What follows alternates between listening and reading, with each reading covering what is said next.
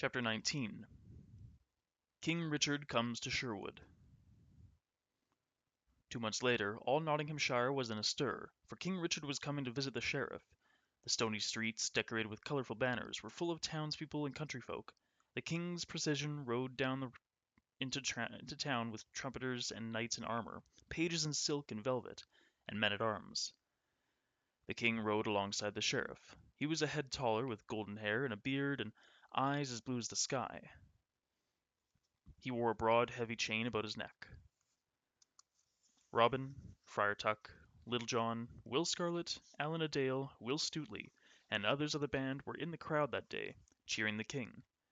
They loved him loyally because his deeds were so like their own. At the great feast in the Guild Hall, the king asked the sheriff to tell him of Robin Hood. Both the sheriff and the Bishop of Hereford were silent. Then young Henry of Lee, a favourite with the king, told the story of how Robin had once used the bishop's money to help Sir Richard of Lee, his father. Soon others were telling tales of Robin's adventures. That night the king's mind was still on Robin. Sir Hubert of Bingham laughed and said, "It would not be so hard to meet the fellow, your majesty. If we dress as friars and carry full purses, no doubt we will meet and dine with him in Sherwood before the day is over." The king was pleased with the plan, and set out early the next morning with 7 of his men. Later in the day, when they were well within the forest, the king said, "I would give £50 for something to drink now." Just as he spoke, a tall fellow with yellow hair and beard and merry blue eyes stepped out from the bushes and grabbed the king's bridle rein. "I must answer such a request, holy brother," said Robin. "We keep an inn near by, and for £50 we will give you a noble feast." He gave a shrill whistle, and 60 men joined him. "There is no need for force," said the king, sternly.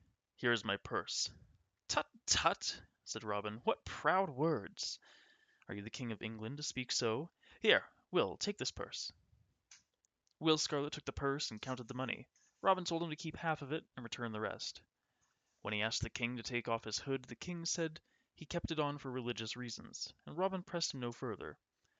Little John had also taken 60 yeomen to bring back a rich guest, but had not yet returned. Friar Tuck sat with 40 strong men under the greenwood tree.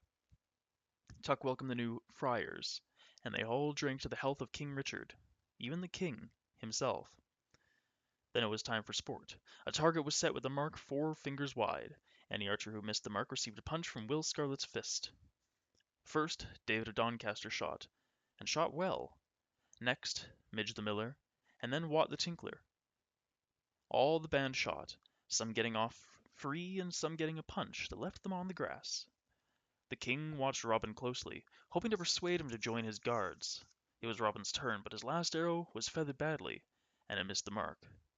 Robin threw his bow to the ground in anger, and the band roared with laughter. "Come, uncle," said Will Scarlet in his soft voice. "I have something for you." "No," said Robin.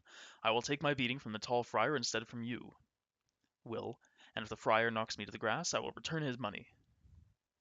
King Richard tumbled Robin to the ground, and Will Scarlet was counting out his money when Little John burst into the glade with Richard of Lee and 60 yeomen. "Gather your band and come with me," shouted Sir Richard of Lee. "The king is coming to the forest for you. Come to Castle Lee until this danger is past."